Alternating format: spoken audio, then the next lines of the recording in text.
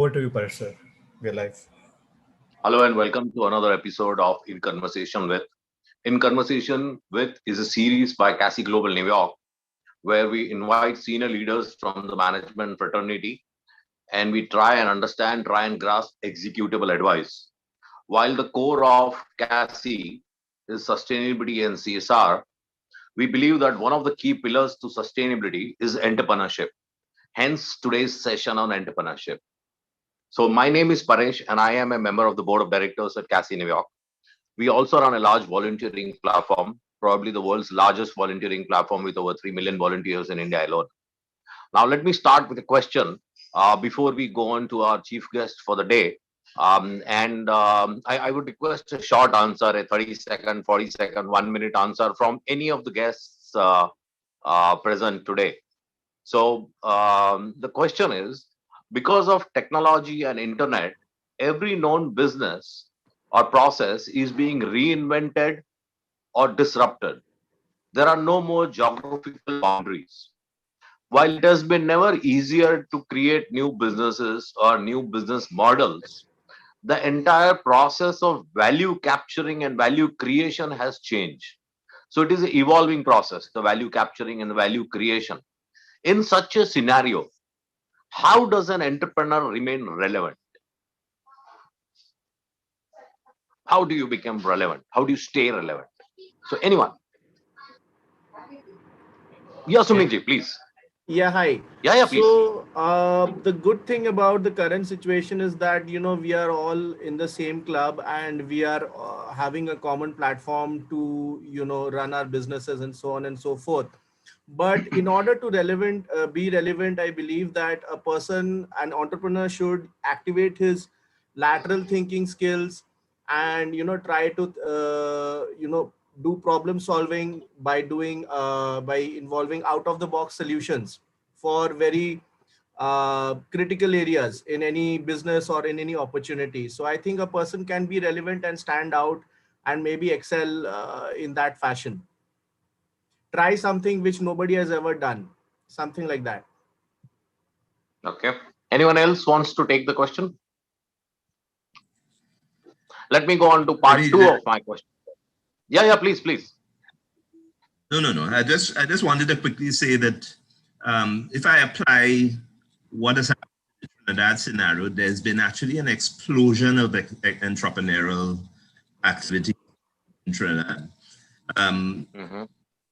Ironically, driven by the restrictions and all the things surrounding COVID-19. Very strong cultural base in entertainment and so on, and there's been a tremendous amount of innovation in that area. To take the point previously made, out of adversity has come tremendous, I think, creativity and entrepreneurship, certainly in our environment. Correct. Absolutely. Let me go to part two of my question before we go to Hiranmayaji. And Pratiksha ji, you are welcome to answer this. Or one of the speakers can also answer this. So the part two of the question is, what is the support system we have or are building to ensure our entrepreneurs stay relevant? So, Mr. Paresh, do you want me to take that? Sure, please. Yeah. So, I think in continuation to what you spoke previously, in the current era, I think whatever is the adversities we are facing in terms of the global pandemic is working more in favor of entrepreneurs than in favor of people who are job oriented. The situation is that we as entrepreneurs have to innovate. We have to think out of the box, like few of my colleagues over here have mentioned, but we have to also have the aptitude of converting adversities into advantages. So I think with this pandemic and the situations that this pandemic has created by paralyzing us in terms of movement or in terms of activities, has given us a scope to actually sit down and really think and innovate and find out ways, either destructive or constructive, to really take things to the next level in terms of entrepreneurship. Coming to what you have just mentioned in terms of whether we have an ecosystem or do we have a system where it's conducive for entrepreneurs to really flourish, per se talking to the Indian scenario, I would say not only Indian, but globally, it's very difficult for any entrepreneurship to really find the right kind of ecosystem and to develop a product, take it right up to the process and the marketing level. I think the only thing that really matters and to really work in the system is your zest and your zeal to pursue your idea to the completion. And then obviously your networking skills, your aptitude to collaborate and tie up with like-minded people or with facilities or infrastructural support wherever you require, your openness, your willingness to really share ideas, thoughts and concepts and move ahead. There is no right ecosystem. You have to create an ecosystem for yourself. You have to go out and you have to go and meet people who are of the same thought process, who are same enthusiasm level, and find out what is it that they have that you don't have, share your resources, work out and move ahead in a very constructive way, in a stepwise way, in a very methodical way to become a successful entrepreneur. So I think thank you, Pratikta, with that background of issues for the entrepreneurs and the ecosystem. Let's welcome our chief guest for the day, Hiranmay Mahanta ji. Hiranmay ji works for the Gujarat government. He manages the Gujarat Startup Innovation Hub for the government of Gujarat. Hiranmay ji, thank you very much for joining us. Please tell us your angle. Thank you so much, Paresh ji, Sumit ji, Rohini ji, Hayden, and Pratiksha, all of you. It's a great privilege to have you today and learn from you. I'm so sorry, my platform is supporting either of audio or videos, so I'm just keeping my video off. But anyway, it's a great learning platform. Amar is here. Amar used to be my junior in the college. Great to see you, Amar. I will briefly tell what exactly we are doing in the state of Gujarat. Gujarat, as you know, many of you, is an entrepreneurial state. But then in 2010, when the National Innovation Policy was designed, we thought, why not we look into what we are doing and where we should go ahead. And for next 2 to 3 years, we figured out that doing excellence in trading and doing excellence in technology entrepreneurship are two different things. And that not only needs the structural change in the infrastructure process, but also it needs a lot of cultural mindset changes. That's why the state of government of Gujarat came forward and thought, why not we design some technology startup policy and build something so that the young generation does not succumb into the mindset of only seeking job, but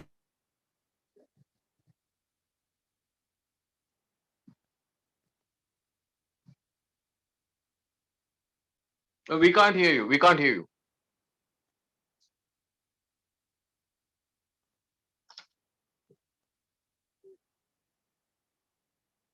they can also create some jobs while they are quite young. And therein, India doesn't create values.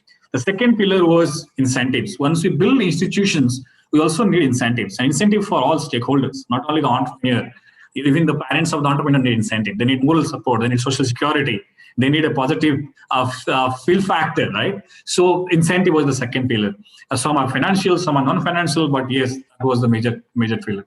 The third was all about the infrastructure, because once the entrepreneurs start growing, you need to build infrastructure for them. So incentive, institutional framework, and institutional building, and then incentive. These are the 3 I's that we clearly focused upon. And then we figured out how do we move ahead. So rather than any specific ministry looking into the innovation entrepreneurship in the state, we decided how about every ministry having an entrepreneurship pursuits within their ambit. So for example, the Rural Development Ministry can think about how can entrepreneurs who are trying to solve problem of rural India can closely work with them. The Ministry of Transportation looking about how can the urban transportation can be better solved by co-creation with startups working in this domain. So that was the idea, that rather than looking into It's a government project. We thought, how do we imbibe within the system? So what we do actually, we look for young people across universities in the state of Gujarat. We have 80 universities and we produce 2 million kids every year. And interestingly, we realize that many of these kids are not very comfortable to go for a corporate job.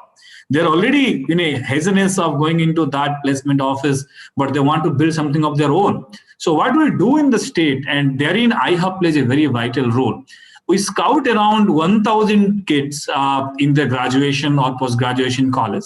We ask them to submit their ideas, what they want to pursue for next 2 years, and we give them some free money of 2 to 5 lakh rupees of Indian rupees. And we say that take this money, come back to us after 100 days with a proof of concepts.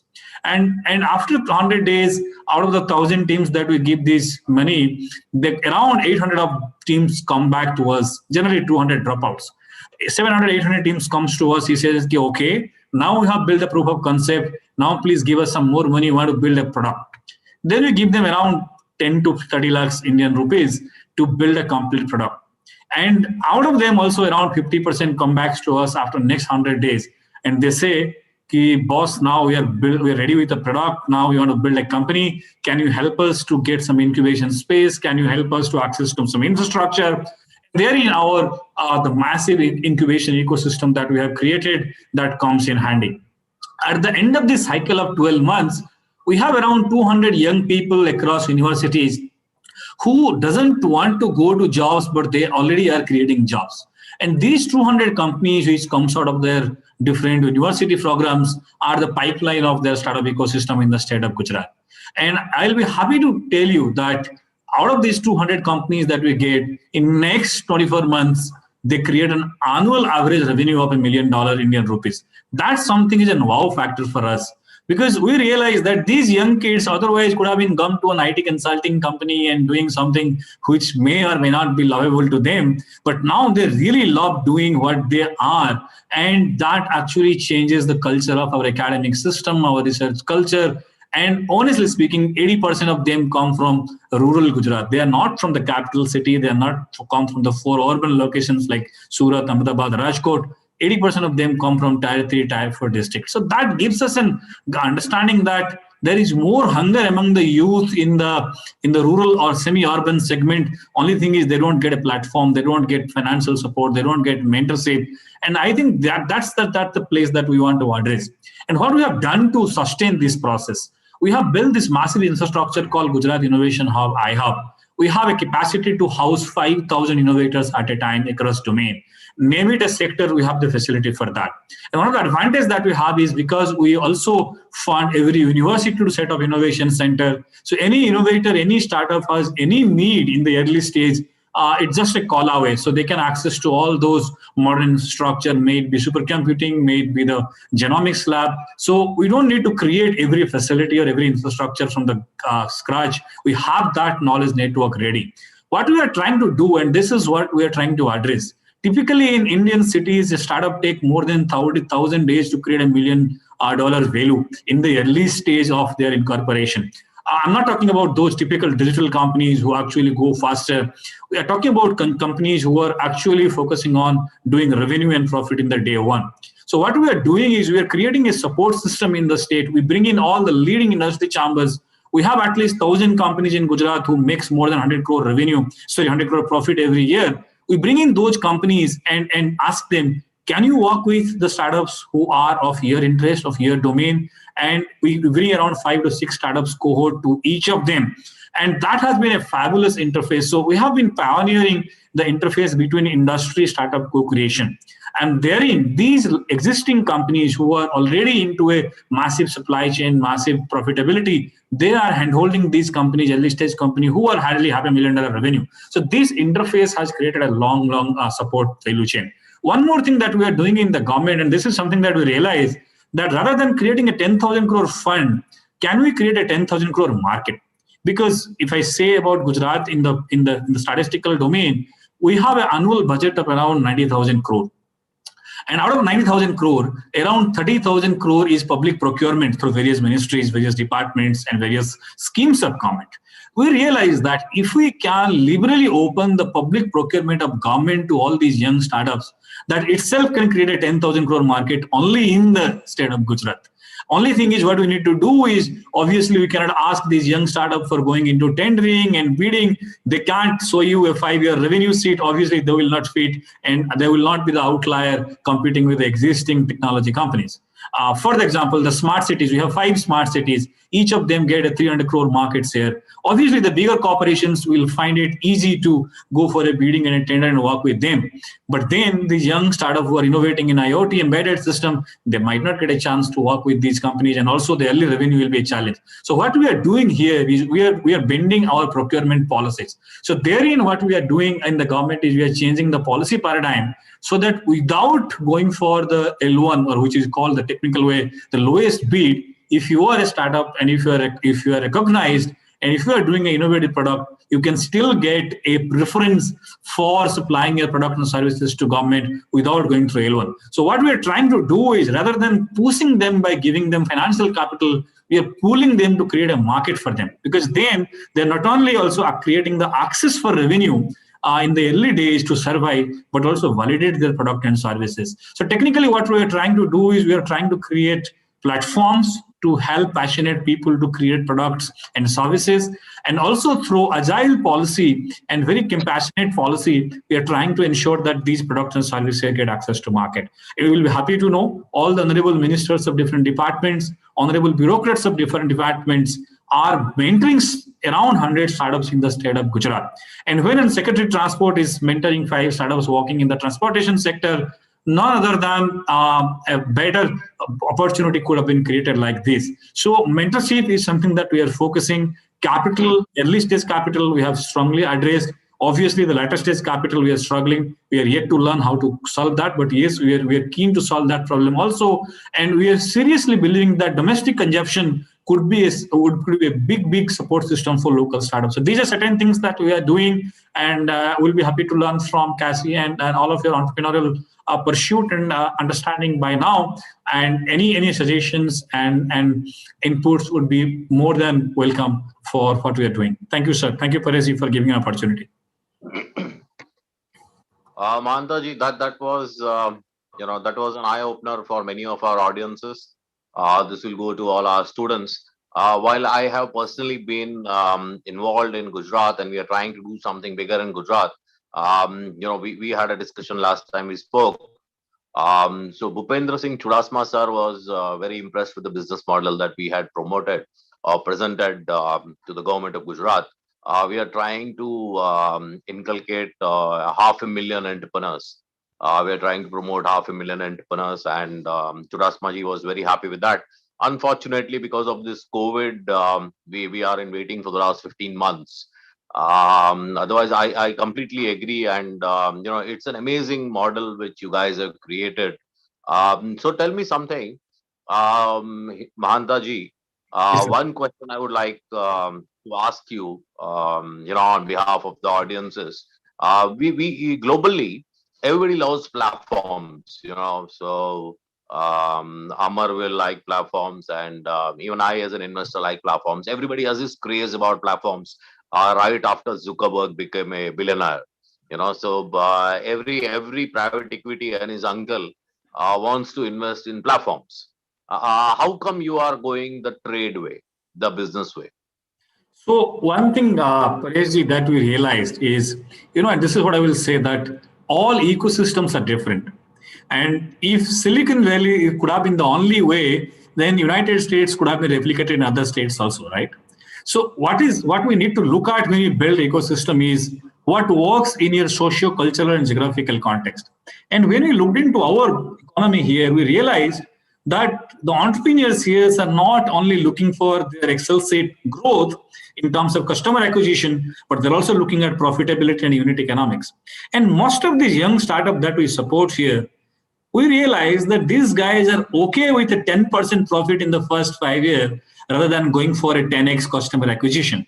And that is something was very interesting, because as I told that as a policymaker, we don't make any strategy without talking to the customers of the policy. So I personally, an honorable minister himself, the secretary and the commissioner themselves interacted with few hundred entrepreneurs. young entrepreneurs particularly, and then we try to understand the pulse what they want to pursue. And then we realized is, okay, if somebody is creating a platform, it's fine. Typically speaking, it is the venture world which drives Indian entrepreneurs to go biased towards particular direction.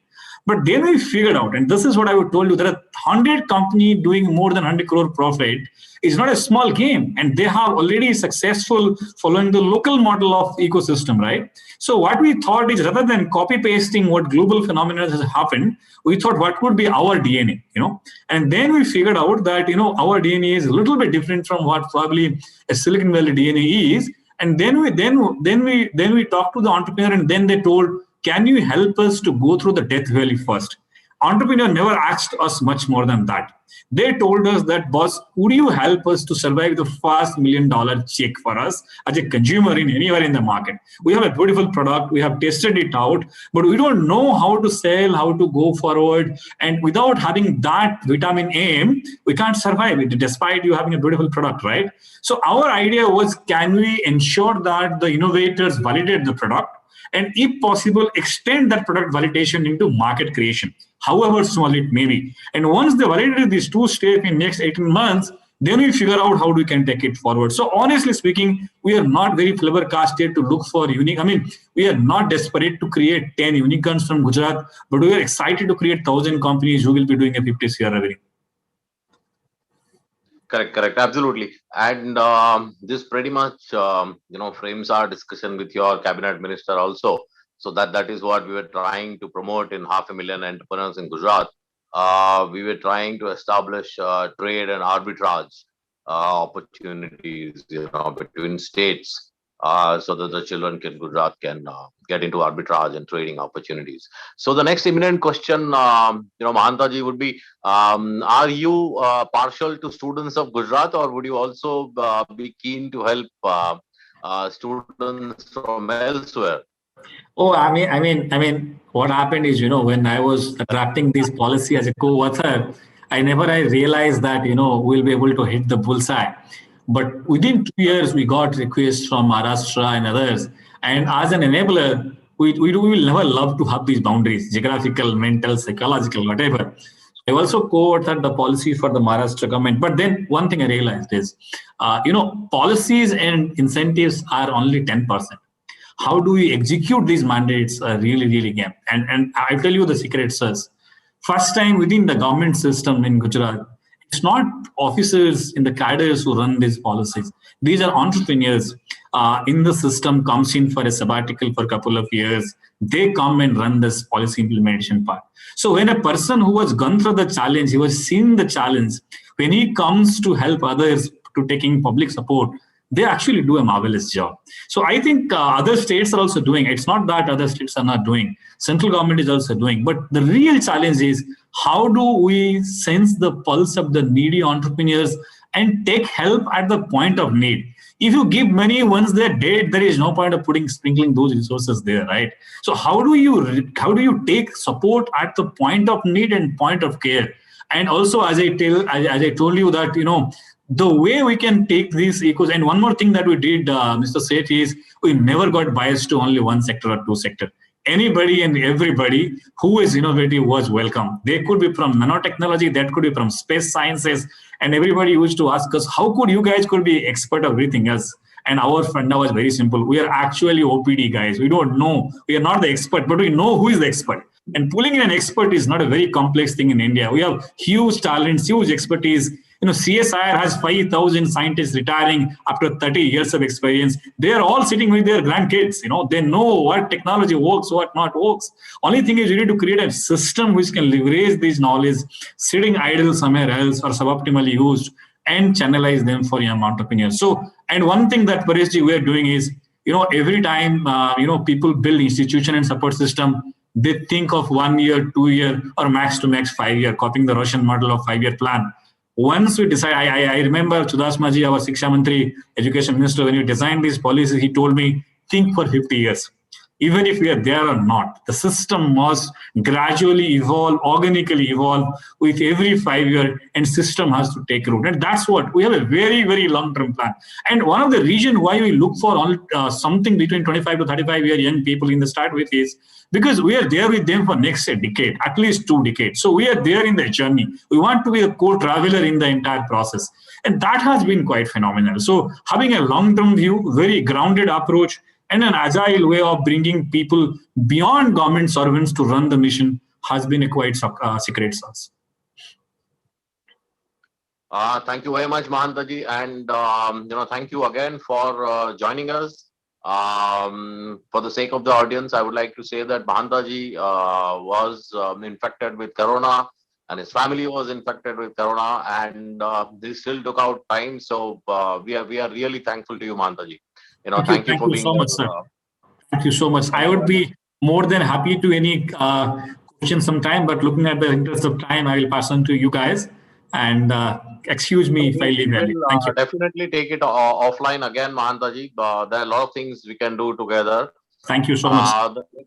The next question was really how do companies in Mumbai or Delhi get involved? But let's take it offline, on a one-on-one discussion, because there are over 400 companies working with CASI, and most of the CEOs are keen to promote entrepreneurship. So let's take it offline again between you and me. In the meantime, let's travel to another part of the world, which is Hayden. Hayden, welcome to the show, and please tell us your angle. Yes, morning, and commiserations. I know that India is going through a particularly challenging time and period now. So I hope everyone comes out of this at the other end healthy and survives. In keeping with the themes, startup ideas to implementation, I was hoping to kind of share some information, high-level information on business fundamentals, the fundamentals associated with starting a new business, but more importantly, to kind of share some of my thoughts on one of the major challenges that startups face, certainly in my part of the world, is funding, patient funding, capital that will carry you, allow you to start it properly and to fund you on an ongoing basis. So I have some thoughts on how we can kind of expand the options in terms of funding, and that is primarily what I would like to communicate this morning. I don't know if I can share the screen now with my presentation or. Dr. Mitesh? Yes, I have given you the right side.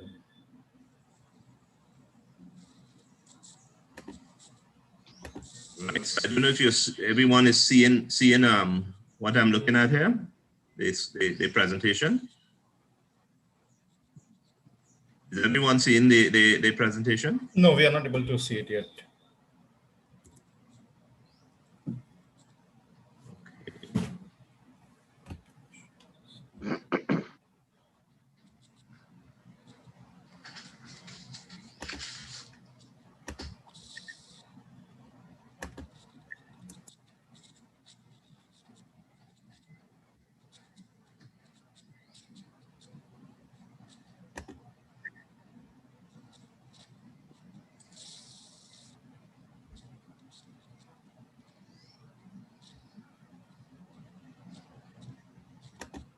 All right.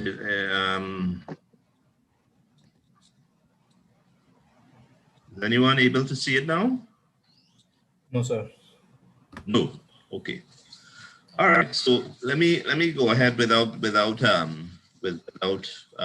delaying things any further. As I mentioned earlier, I think one of the sort of ironic outcomes of the current situation is that it's sort of unlocked. It has unlocked certainly the entrepreneurs within the Caribbean and in Trinidad in particular, out of necessity, because the traditional sort of channels no longer exist and so on. People have been very, very creative in terms of getting the customers, and in fact using IT to get a much broader base of customers than before. So that is taking place, and it's kind of driven additional investment in non-carbon renewables, in service solutions that maximize the use of technology. Of course, in the entertainment field, that it has driven that also.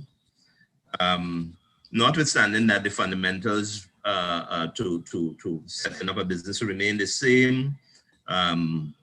Firstly, you have to be clear on the business, what business you're in and what business you're not in. You have to be very careful about ownership and maintaining your ownership and controlling the shareholding, and so the business has to be constructed on that basis. You have to be clear on what the product is and what problem it solves. What's your competitive advantage, and what's your pricing strategy. You have to do your homework on the market. Do your analysis. Is the market growing? Is it in decline? Is it mature? Is it intensely price competitive? Because that would determine your approach to the market. And then, of course, you have to do your homework on the customer base. What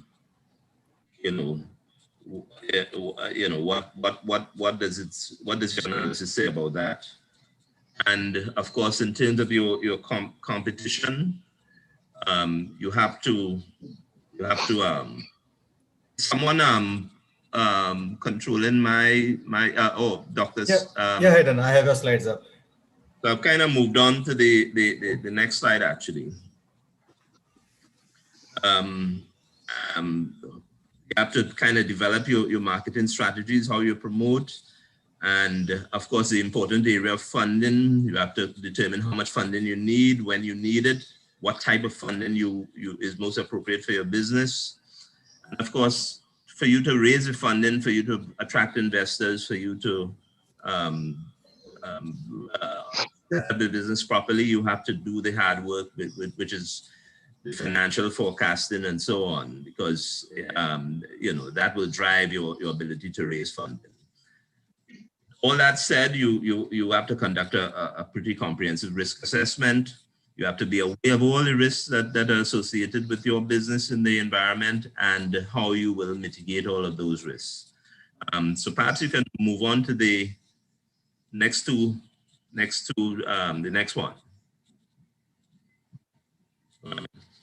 So I come to the issue of the funding, which is for many businesses in my part of the world, the major challenge. And of course, you have a number of equities and a number of options in terms of funding. Of course, you can put in your own money, but of course, that's limited in terms of your own capability to raise funding. You can go to the bank, and in many instances in this part of the world, it's faster. And it may be cheaper than other options. But of course, banks are heavily regulated institutions, so that you at some stage will come up against the regulations as you kind of try to meet the financing needs of your business. And banks, by definition and by nature and properly, are inherently conservative institutions. So startups, entrepreneurs, and so on, I would say that banks are not the appropriate sort of first funding source for those sorts of operations, that banks are not set up to properly respond to the needs of those businesses. You can, dependent on the level of development of your market, you can go to venture capitalists or angel investors. They generally invest in businesses that they know and they're comfortable with, so they can provide patient capital up to a point. But venture capitalists and angel investors need to come out at some stage. Most of them have a 5 to 10 year horizon. So there's a finiteness about the funding from that source, and there's that, of course, that limitation. And of course, you can go to the capital markets, deep market, less restrictive than traditional banking. You can opt for equity listing or for issuing a publicly or privately issuing a bond. But of course, in the traditional capital markets, the issue there is a cost associated with the issuing, going out on the market, especially for small issues right now. It's just too costly for small issues. And in my environment, a small issue would be 50 million and below. When you measure the cost of going onto the market, it really is just too expensive. And of course, once you decide to go public or you issue a security on the market, you have to meet constantly disclosure and filing requirements and so on, and your reporting requirements. And those have costs attached to them. You're kind of in a different league at that stage, so you have to ensure that you have the infrastructure within the company to meet those very, very rigid disclosure requirements. So that's the issue and perhaps the restriction associated with the capital markets option. Perhaps you can go on with the presentation. So I come to one of my sort of pet projects, which is in developing markets, can we work towards developing an SME bond exchange as an additional option? SME bond exchanges exist in many of the developing markets in Britain, in Europe, in the US. They're supported to a lesser or greater extent by government activity and government support. They're not as developed in the developing world as they should be, but I see that as one of the options available. Generally, the promoters of SME bond exchanges focus on four sort of aspects to kind of make it palatable for the SME market. One, of course, is for investors. You can invest smaller amounts, what I call bite-sized amounts. So you can invest $1,000 in a bond, and it can be a bond that is issued by several. A sort of mutual fund type bond that is issued by several issuers, and you have so the small retail investor can invest in an attractive yield and sort of manage the risks through the consolidated fund.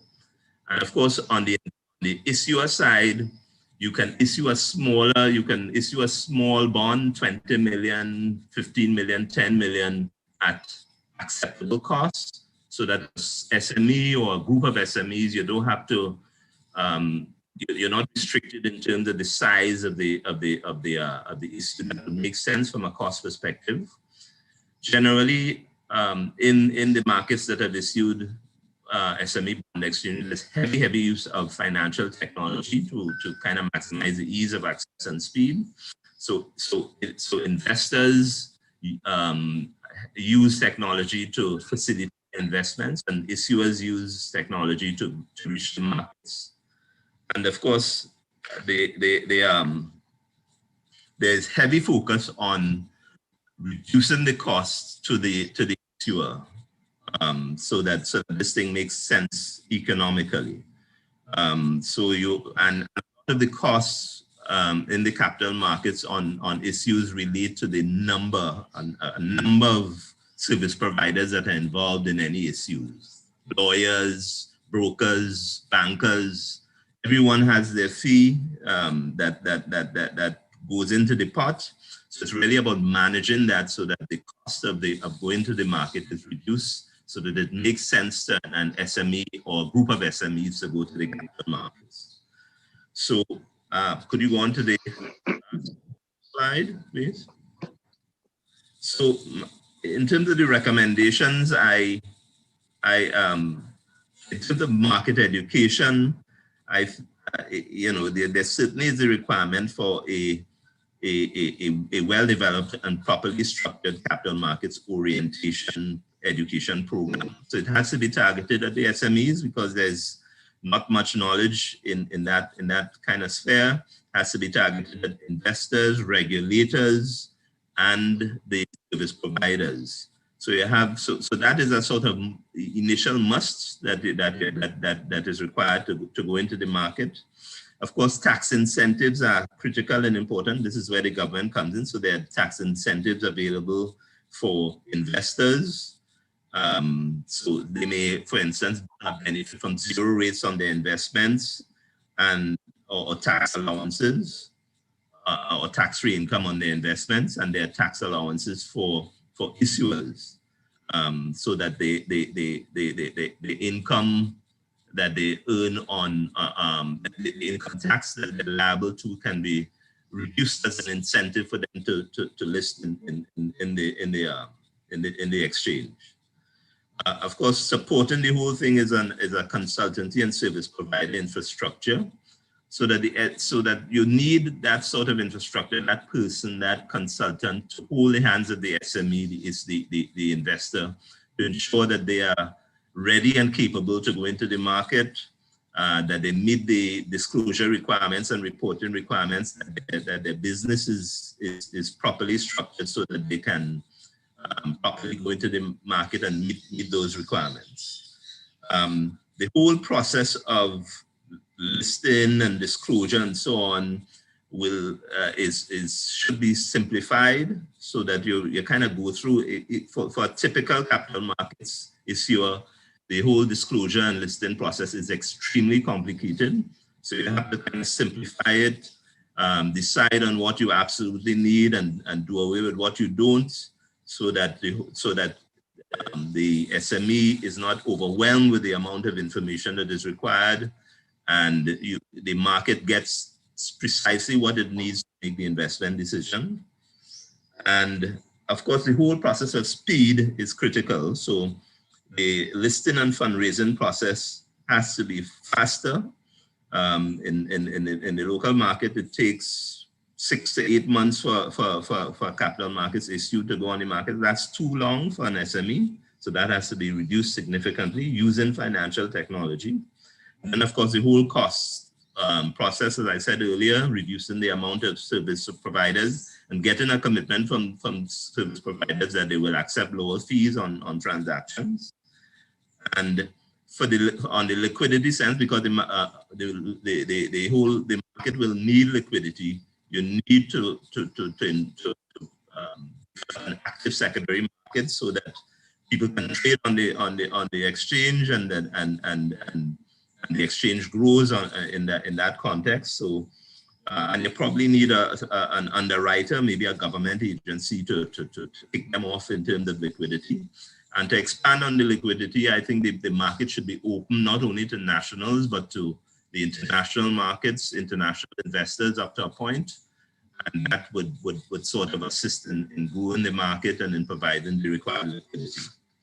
So that basically is my presentation, ladies and gentlemen. I welcome questions or feedback. Thank you very much, Hayden, for that presentation. In fact, the good part is I'm amazed to look at your idea. The ironical part is my pet project is setting up an exchange, which I have been really working hard on. And it took a seminar for both of us to realize that we are working on something very similar. Yes, that's you are a young country. Trinidad and Tobago is a young country. Republic 1976. Mainly focus is oil and gas. That is where the money comes from. The GDP is pretty high, $40,000 purchase power parity per person. And you are no longer classified as a developing economy. You are a developed economy, being 40th out of the top 70 rich countries of the world. So as a regulator, and we always for the benefit of the viewers, Hayden is a regulator. He was the CEO of their Securities Exchange Board. So tell us, Hayden, quickly, as a regulator, what do you think a country like Trinidad and Tobago or other islands in the Caribbean should be doing to imbibe entrepreneurship among the youngsters?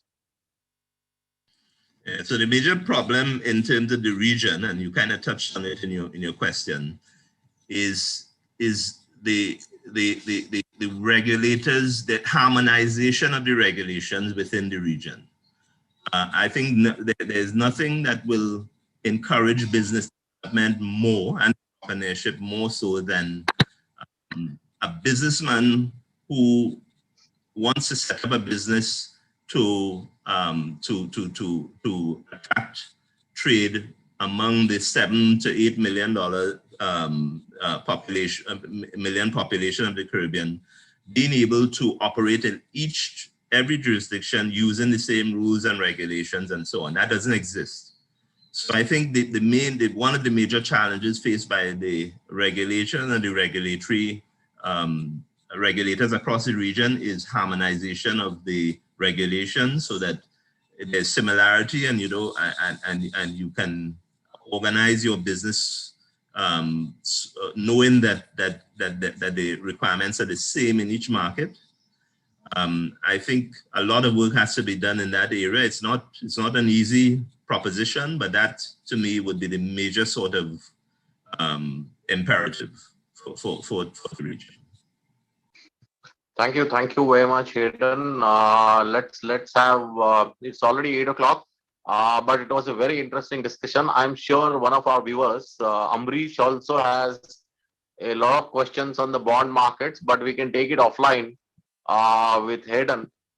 Can we have Amar's opinion? What's your angle on startups and entrepreneurship? You are mute, Amar. Yeah. So thank you, Paresh, for the warm welcome and for inviting me to the conference. And I'm glad to be here today and speaking to all of you. I hope all of you are keeping safe as we are passing through a very testing times. So I have just prepared some slides which I would like to just present. And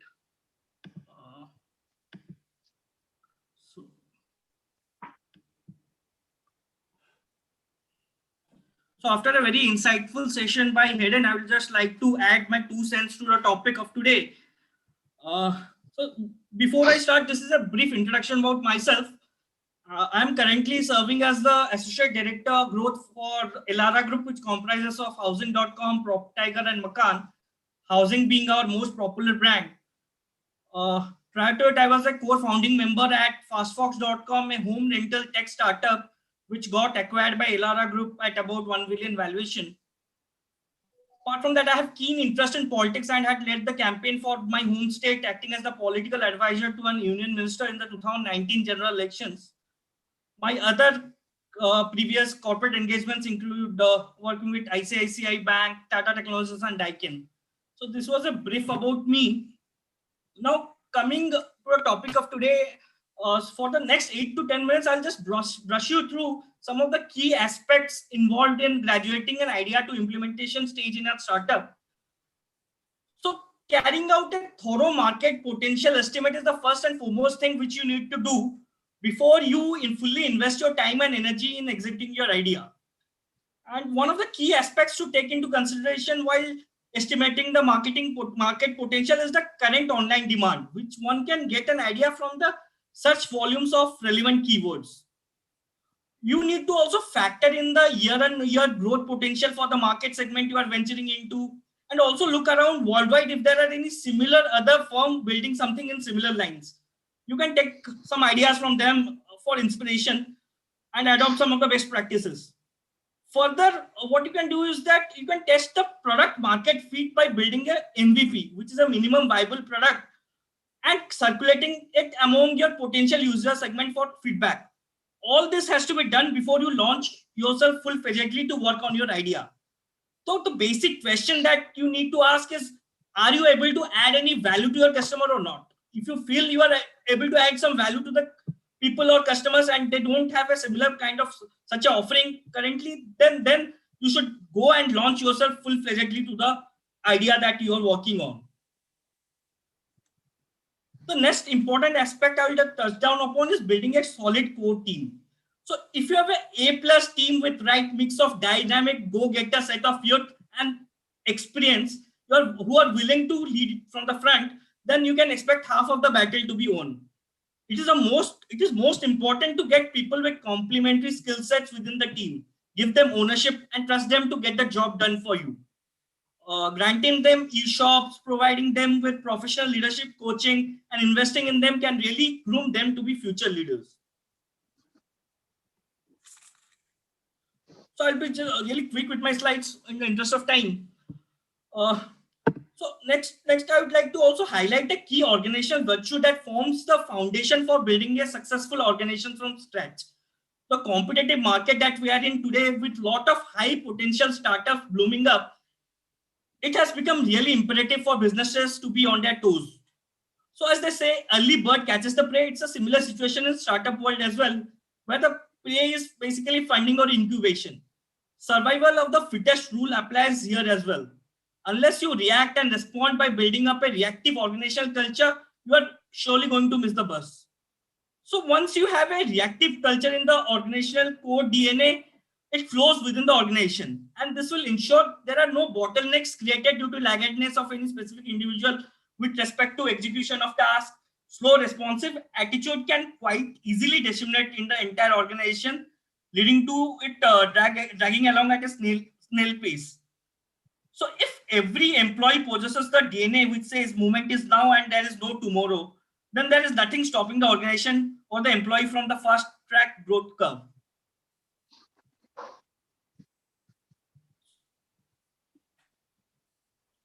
So coming to the next aspect, which Sumit was also talking about in the starting of the conversation, the single word to sum what Sumit said was growth hacking. So growth hacking in startups is really critical and essential. So in the cutthroat competitive market that we're in today, with myriad startups blooming up in every space, it is imperative that one achieves exponential growth to stand apart from the crowd and march ahead. Growth hacking is also necessary to set a playbook for successfully achieving any specific task or to solve any specific problem. So once you set a playbook to solve a particular problem, you can then delegate it to people so that it can be replicated within the organization. Delegation of the playbook is necessary so that you can move ahead with the next problem, which requires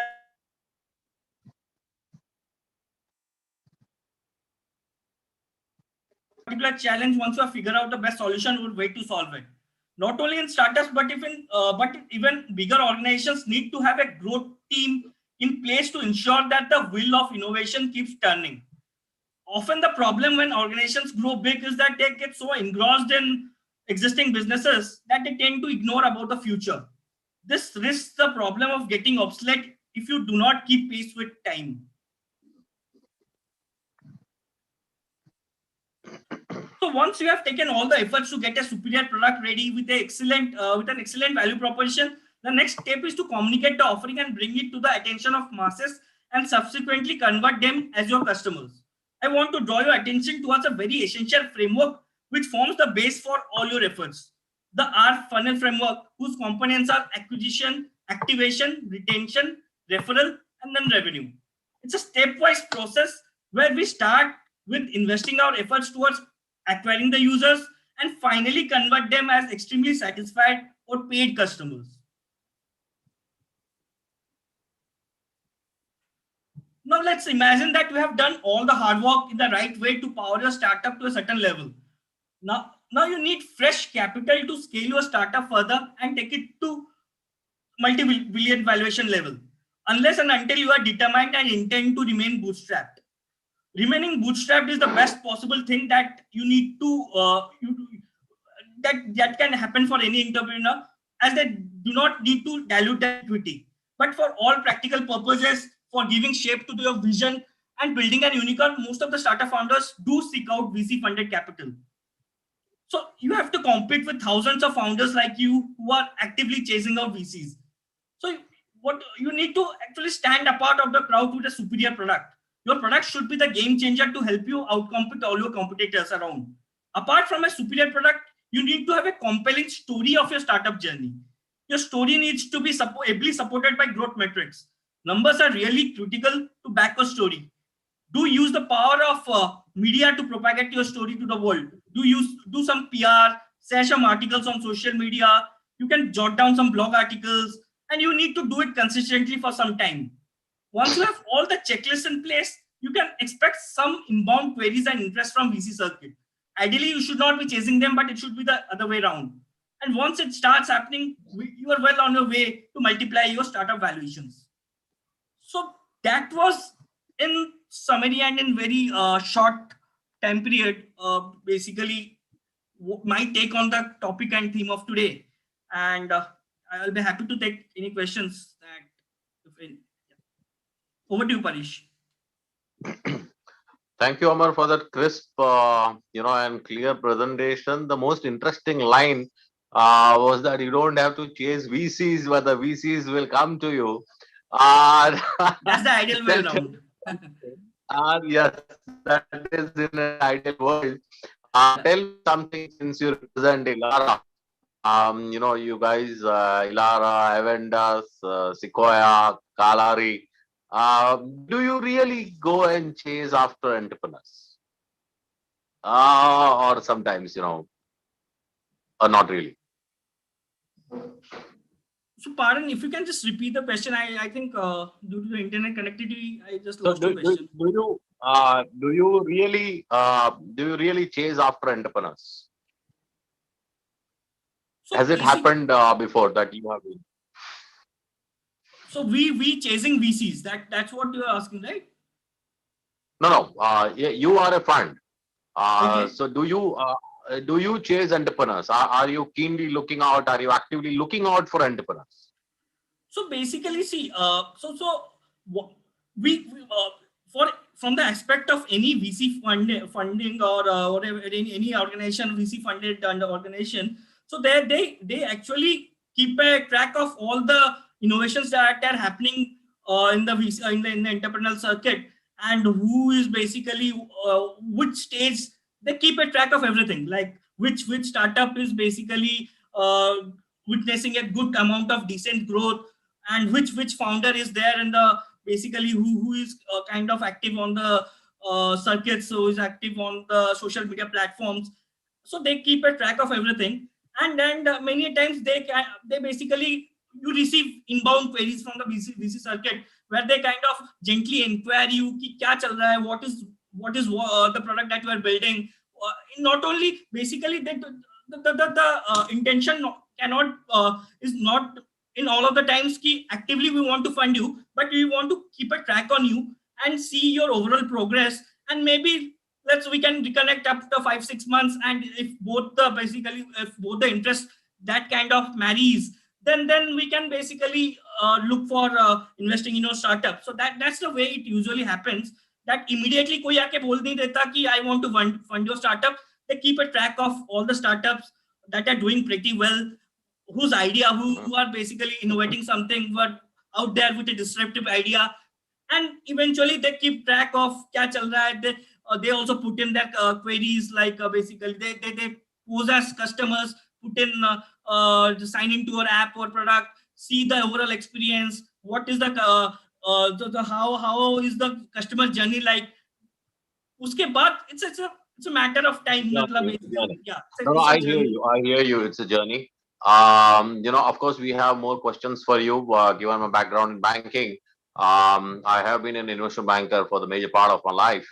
So yes, let's take it offline. I have received two WhatsApp messages that they want to talk to you. Let's take it offline again. Over to you, Sumnit, before we go to Ms. Nair on the legal side. Sumnit ji, please tell us your angle on entrepreneurship. We have a hard finish at 8:30. Sure. So you get 5 minutes, Rohini ji gets 5 minutes, and then we have 5-7 minutes for questions. Amrish is all set with the questions. So Amrish is an old friend. He's a very senior investment banker. He was the CEO of an investment bank. He was the CEO of a wealth management company. So welcome, Amrish, to the call. And Thanks, Paresh. It's been very, very interesting. Although I joined a bit late, I found it really interesting. No. Thank you for joining us. Sumnit ji, please tell us your angle, and then we go to Rohini ji and harass her with a lot of legal questions. Good evening, everybody, and thank you very much, Dr. Mitesh and Dr. Paresh, for giving me this platform to share some of my experiences. So I thought rather than share some points about how to do things, I would share a small story about our journey. So YBB Hotels Private Limited, our company is basically a hospitality and a co-working aggregator, which has been around a year and a half old. And post founding, midway through our journey, the pandemic came and hit our hospitality industry hard and real fast. And we were facing, and we are still facing the challenge of driving revenue and trying to work out newer ways in terms of innovation, and maybe ideating some product so that we can survive. So what happened is, around last year 2020, around August, team YBB, myself, my partners, my co-founders, we started working on a key program called Operation Mercy. So I just want to share the screen for a minute or so.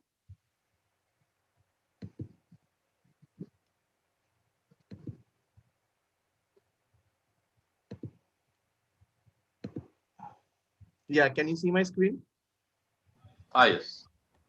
Yeah, I'll just play a small PPT and I'll just tell you about it.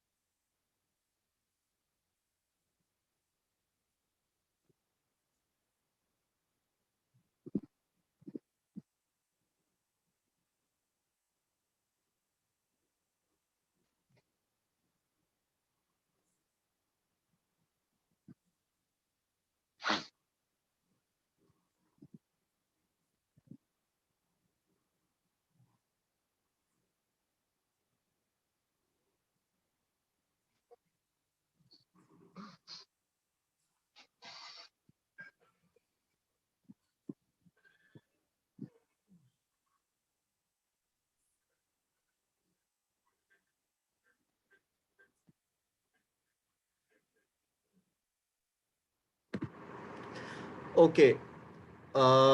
So the thing is that what happened is that we started working around a particular program and a particular campaign which was ideated by our team, wherein what we would do is we would mobilize all our partner properties around on a pan-Indian basis for a mass immunization program. Because at that point of time, we began to think futuristic and we began to ideate a situation possibly that a preventive cure is not very far at hand from the pharmaceutical companies and the vaccine manufacturing companies. And we began to just a second, can you hear me? Yeah, we can hear you. Yeah. So we began working very closely with some pharma majors, and we are working, even with them right now in tandem. Possibly in the upcoming quarter, we should be launching our program, wherein we use the current situation. We use the current situation as a leverage to push for our revenue, to push to also give back something to the society, to give a good service. So I wanted to highlight this as an a way where we used our lateral thinking and are using our skills to survive during this pandemic, wherein many of our counterparts in the market are finding it very hard to survive in the pandemic for in terms of driving revenue, because so far they had been having mostly a one track mind in terms of running the market. But we put in around 2 quarters of work, and eventually we came out with this process and with this program. So this is what I wanted to share. I think that for a startup to survive, a person should be ready to ideate and should be on his toes at any given point of time to face any kind of challenge, because today a lot of businesses, which whether they are online or whether they are offline or whether they are on ground businesses, people or businesses which do not have uh, online interface, they are very much challenged. So we should always look for different kind of avenues, or should look to collaborate with any other possible avenues to generate revenue. So that's about it from my end in very short. So if you have any questions, then you can ask. Sure, that was interesting. I understand that you're using the hotel's network to promote Right. vaccination. Yes. Yeah, it's an interesting idea. Yes. Yeah, if anybody has a question, I don't have a question. I have a business proposition, so I will I'll speak to 30 minutes from I now. want to take a minute more. Yeah, please. So I have, since time is very less, I have just given you a very brief snapshot. But Operation Mercy happens to be absolutely a 360-degree proposal, where we have partnered with a number of partners, starting from insurance to mobility to companies who are providing the vaccine, the pharma companies, as well as the companies who would carry out the vaccination, for example, immunization partners, diagnostic partners, people who would provide the staff, and qualified phlebotomologists who would do that. And one of the reason why our proposal is being considered very closely and as on the final leg of things is because it's a very P&L friendly and a business margin friendly solution for the company as well. Because, for example, normally a pharma company has to shell out anything between 30, 40, 45%, 50%, 60% on any given product to fund the supply chain, or to fund the commissions and so on and so forth in terms of distribution. But herein we are creating a very bare and a lean model, that okay, this is a hotel, come in, we'll carry out the program for you, we'll handle the registrations for you, you pay for the facility, and we will maybe take a very minuscule percentage per shot of the vaccine as a revenue. So this is one of the reasons. So no matter how well we ideate and how much of our lateral thinking we use, our businesses should be very investor friendly, should be very business friendly, should be very P&L friendly, and should be able to survive in the long run of things, and scalable as well. So then we can survive. Yes. Perfect, perfect. Thank you very much, Sumit. Thank you. With that, we come to our last speaker for the day, Rohini ji. Welcome to the seminar. We have a lot of queries on legal. But before that, please tell us your angle on entrepreneurship. You're on mute. Yeah. Sorry.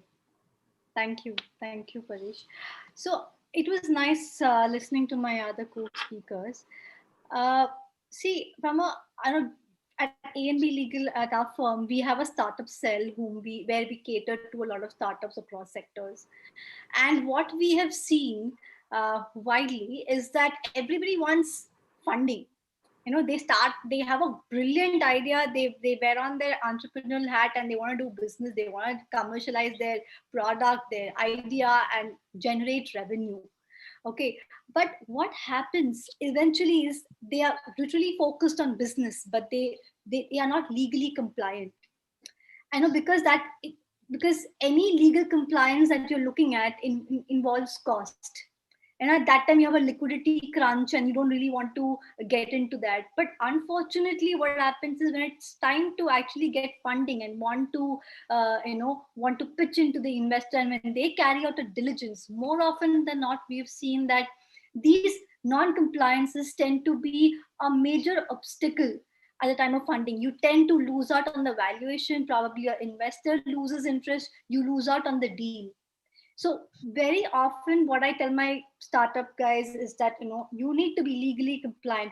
Firstly, if you have an idea in mind and you want to do business, first thing is, what is the kind of entity you want to set up? Is it a sole proprietorship? Is it a partnership firm? Or is it a LLP or a company or an OPC? What are we looking at here?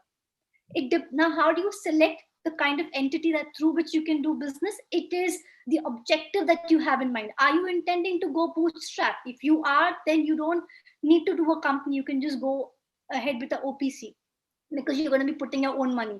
Again, if you actually increase some turnover thresholds, then you need to convert your OPC into a company. Next in line is you need to look at what is the government incentives in place for startups. More often than not, I have seen startups tend to not take the MSME registration. They don't take up the DPIIT registration. And even if they do, they don't realize the benefits that these incentive schemes offer. You need to be mindful, you need to be aware of these schemes, because you are a startup and you need to make the best out of what the governments come out with. Like Mr. Mahanta ji said, no, they have come up with a lot of schemes in Gujarat. Startups need to be aware of it. They need to read up. They need to be well aware of what's there in the market. Thereafter, the basic licenses that you require, be it the shops and establishment, GST, PAN, TAN, you need to have that in place. Incurs cost. It involves cost, but you need to do it so as to carry out your operations smoothly. Okay, because for to be able to grow and sustain, you need to be legally compliant. Thereafter, your business specific licenses. If you're a pharma company, if you're into R&D, your Drugs and Cosmetic Act applies. If you are into manufacturing some kind of eatables, then the FSI legal metrology is applicable. So it's not just about doing business, it's about doing business being legally compliant, right? Thereafter, your contracts. I often tell my clients that you need to enter, your business is your proprietary. You have a proprietary right over that particular idea, the business, the product that you develop. Hence, an NDA is a customary thing. It's a must, so that tomorrow there's nobody else copying it.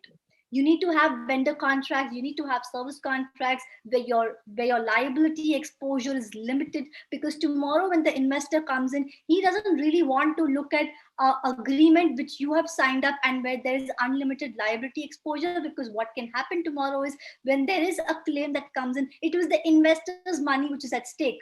Why would they want that? And at that time, what happens is, when you're signing up the investment document, when they carry out the diligence, all this becomes a CPCS, a condition precedent to the investment document. So you really want money, but you don't get it because the investor has some conditions for you. So all of this is because we have been, on the other side of the table where we represent investors. We know how investors look at these things. Hence, we try and advise our startups to be looking into this space as well.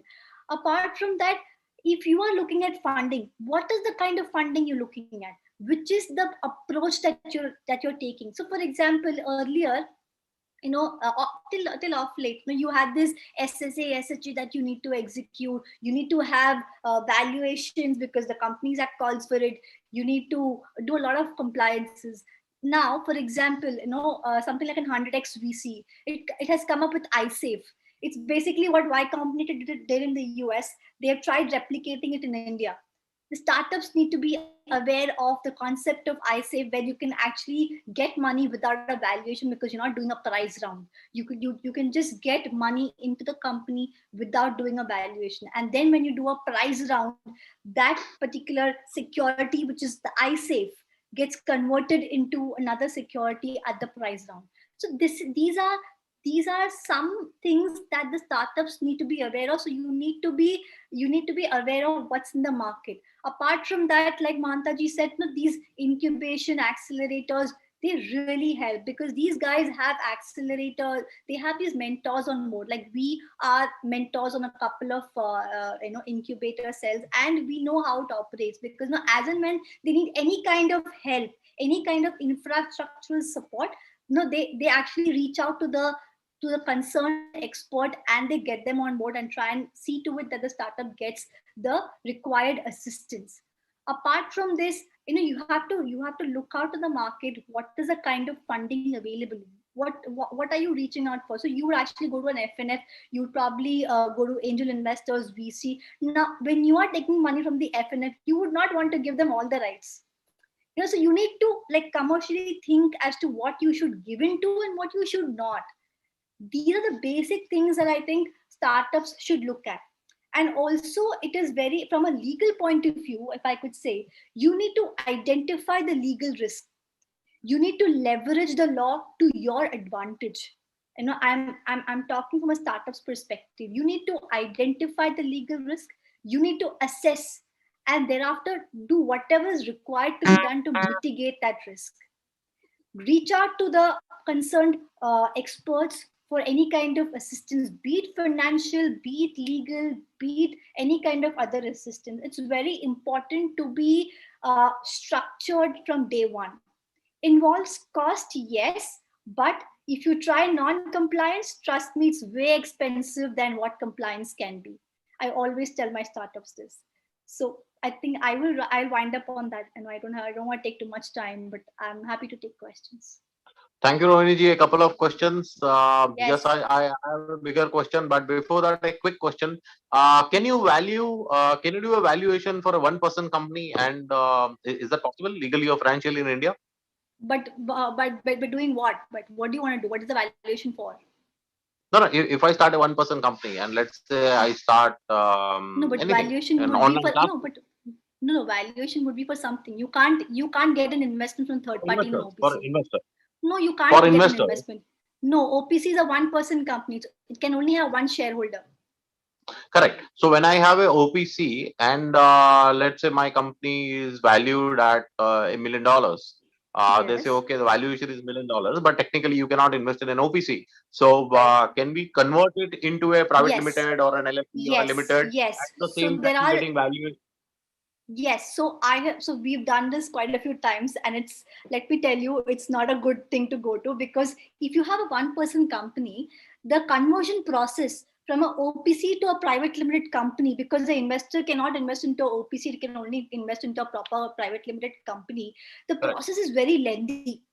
So the idea being that if you are intending to get in third party funds at some point in time, OPC is not a good deal to go, because setting up a private limited company is way simpler than actually converting a OPC to a private limited company. I'm talking from a practical point of view. Legally, yes, you can convert, to answer your question. Now my another question, or rather next question is, see, we talk to a lot of law firms, and I have been an investor, I have been an entrepreneur, I have invested in a lot of companies. I had some very decent exits. In fact, I sold one company to a BSE listed company, so that was a great exit for us. So we have been in the investing world. I have invested in an incubator, an accelerator, and so on and so forth. And every legal firm tells us that yes, we do pro bono, we reach out to entrepreneurs and all. But really, it's not happening. It's not happening. I have 1 million students, and a pretty large percentage of them want to be entrepreneurs. But none of them really have any idea, and we are at our wits' end. We are not able to help them with simple things like franchising agreements or copyrights or IP, technology, anything, a simple shareholders agreement. So how does one reach out to lawyers? Given that reaching out to lawyers is not a very easy thing to do. It's like going to a dentist. You're always afraid. you know so when you go to a lawyer's office, you don't really find people smiling at you. It is difficult, and I speak this from experience. So how does a child in Jalgaon or Solapur or Kolhapur bounce off an idea of a lawyer?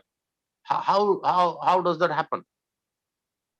So that's where, like I said, there are these incubation centers. They're really helpful in terms of, any kind of, because see, what happens is, as a startup, you would not really have the capacity to take an office on rent. You would probably not have the bandwidth to probably have some sort of things in place where you can carry out operations. That's where these incubation cells really come into play.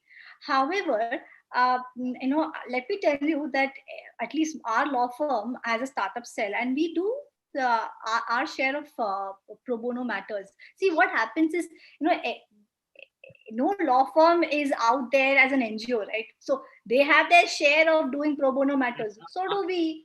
Correct. So correct, we do correct. our set of pro bono matters, and in fact, what we do, I'll tell you, Pareshji, that what we do is we actually have some sort of engagements with startups where we say, okay, fine, initially we'll try and work out, we'll try and advise you, and thereafter we probably look at a longer engagement. With that, what happens is, because we take out so much time to understand their business model, and we kind of advise them accordingly. So it becomes easier to develop a rapport with them, and then in the longer run, it works for both of us.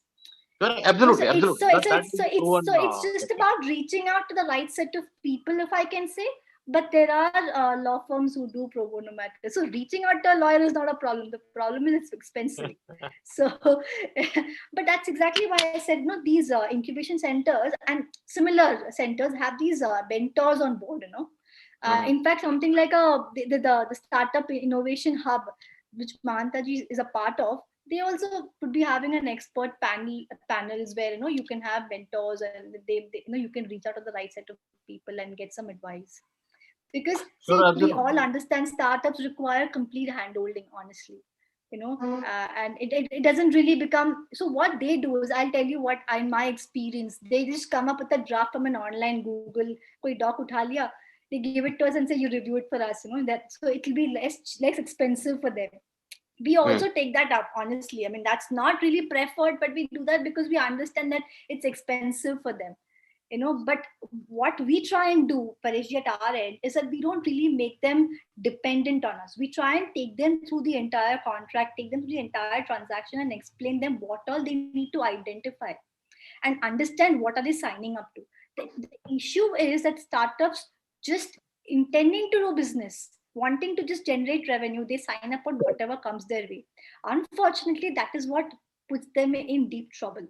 And that's what we My try last and question to you is, before we accept one or two questions from the audience, is, my last question to you is based on all the WhatsApp that I just received, because these sessions are going live on YouTube. So we get a lot of WhatsApp queries, So the last question is, there are a lot of entrepreneurs out there, not startups, entrepreneurs, who are making Yes. money, who have problems with intellectual property, design IPR, yes. patent, franchising agreements, and franchising licensing, Okay. insurance, liability insurance, and a lot of other things. So do you have a textbook, sort of, textbook for dummies, textbook for starters, anything like that, which you can help us, that this is 101.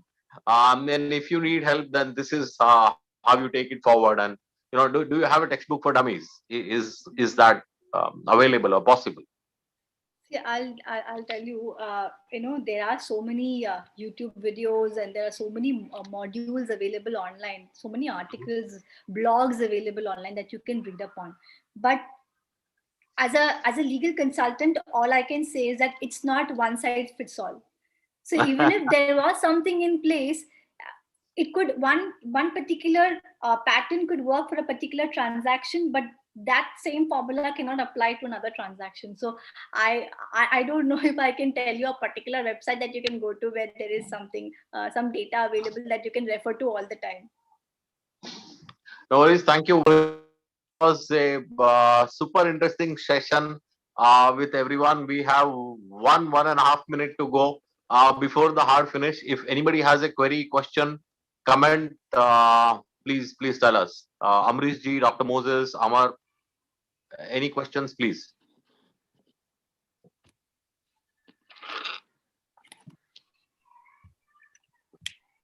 I just had some points to make because what stood out for me, what Mantaji said, that one thought of his which stood out was creating a market, because those who try to mentor startups provide various inputs, but to create a market where the startups can generate revenue, I think that takes care of the biggest issue which normally these startups face.